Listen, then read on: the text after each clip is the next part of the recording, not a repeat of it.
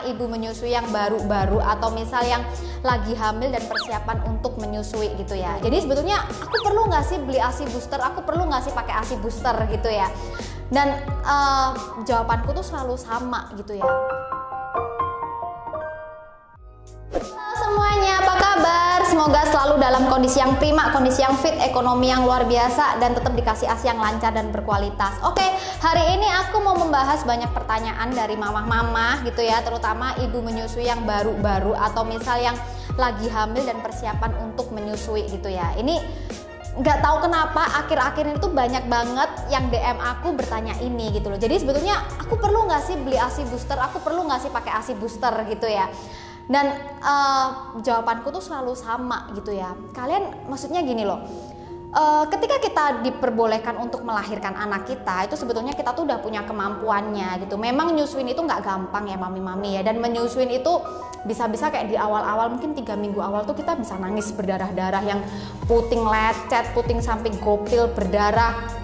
Terus habis itu ngerasain anak tuh rewel, anak gini-gini udah itu kayak numpuk-numpuk gitu ya. Tapi bukan berarti di situ tuh kita nggak bisa gitu. Nah, ini aku mau sharing. Aku pada saat awal melahirkan Marvel itu aku juga nggak pakai ASI booster. Awal mulanya aku nggak pakai ASI booster gitu ya. Karena apa? Karena di Marvel ini banyak sekali alerginya gitu. Jadi dia alergi kacang-kacangan, alergi susu, alergi produk-produk susu sapi, keju semua gitu. Dan rata-rata tuh zaman dulu tuh belum ada ASI booster yang bahannya tuh kayak dari daun-daunan yang herbal gitu. Dulu tuh adanya juga ASI booster pasti dari kalau nggak almond kayak gitu ya, soya gitu. Dan itu memang di Marvel nggak bisa kayak gitu. Nah, jadi aku pun nggak pakai ASI booster. Ternyata aku tetap bisa mengasihi Marvel gitu. Aku tetap bisa punya stok ASI di kulkas sampai 1 freezer gitu. Jadi menyusui itu letaknya bukan di ASI boosternya gitu ya. Ini yang harus kalian ingat, menyusui itu bukan pada ASI boosternya. Keberhasilan menyusui hingga 2 tahun itu bukan pada ASI boosternya, tapi pada create demand, pada kita ngirim sinyal ke otak kita untuk minta permintaan itu tadi.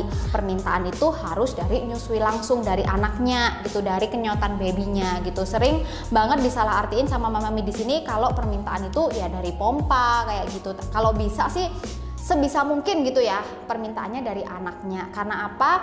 Ini juga pengalamanku sendiri. Aku waktu nyusuin Marvel di awal-awal tuh aku nyusuin cuma dari 1 payudara. Jadi payudara aku kiri aja. Yang kanan itu Marvel nggak mau karena aku nggak tahu kenapa, pokok yang kanan itu dia nggak mau, dia langsung reject gitu ya. Akhirnya yang kanan tuh selalu aku pompa. Dan memang hasilnya berbeda gitu ya.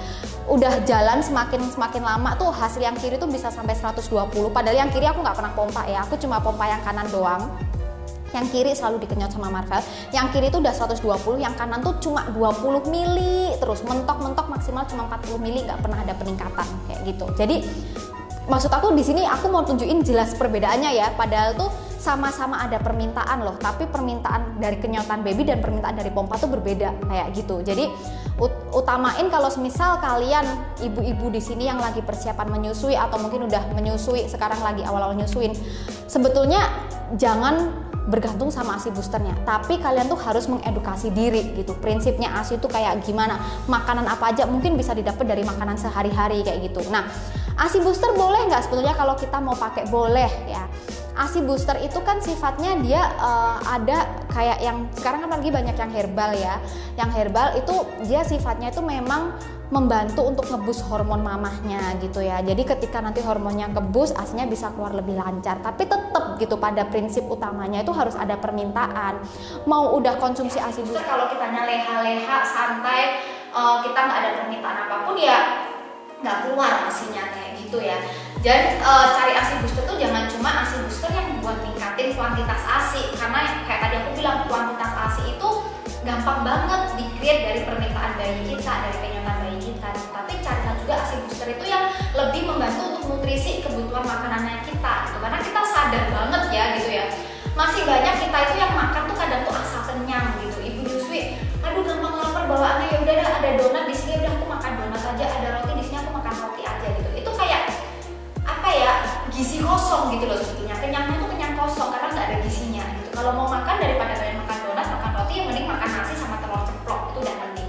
Tapi kan biasanya ibu menyusui tuh boro-boro mau bikin telur ceplok, anak udah nangis terus, mau mandi aja nggak bisa kayak gitu. Nah, makanya di sini saran aku kalau mau cari ASI booster, carilah juga yang bisa membantu dari sisi menutrisi kebutuhan gizi mama itu tadi kayak gitu, itu oke kalau kayak gitu ya. Nah, daripada kita cuma bergantung sama ASI booster, alangkah lebih baiknya kita juga tetap mengedukasi, apalagi sekarang informasi itu gampang banget didapat gitu ya mami-mami ya. Jadi tips dari aku, ibu menyusui yang awal-awal bisa nggak minum ASI booster? Bisa, tapi jangan cuma cari ASI booster yang untuk meningkatkan kuantitas, tapi carilah juga ASI booster yang bisa membantu nge-boost nutrisi gizi kita sehari-hari ya. Karena kita tahu ibu menyusui nggak bisa selalu makan yang 4 sehat 5 sempurna kayak gitu. Tapi puji Tuhan kalau memang bisa udah makannya sehat ditambah dengan ASI booster yang berkualitas juga, itu pasti hasilnya lebih bagus seperti itu. Lalu yang kedua, jangan pernah berpikiran kalau tanpa ASI booster itu berarti kita nggak akan bisa menyusui, nggak akan bisa lulus mengasuhi hingga 2 tahun. Tidak ya. Tetap ingat pada prinsip utamanya menyusui itu adalah supply by demand. Jadi selalu ada permintaan dari kenyataan anak, dan itu yang akan membuat kita bisa mengasuhi hingga 2 tahun. Nah, itu aja yang mau aku sharingin di sini. Jadi semoga bisa membantu buat mama-mama yang masih galau cari ASI booster gitu ya. Atau misal galau beli nggak ya gitu. Jadi bisa, mungkin ini bisa jadi referensi juga gitu. Dan mungkin kalau galau-galau juga bisa lo konsultasi langsung di WA konsulnya Mang UU, karena itu gratis, free 24 jam, dan kita pastikan kita tidak akan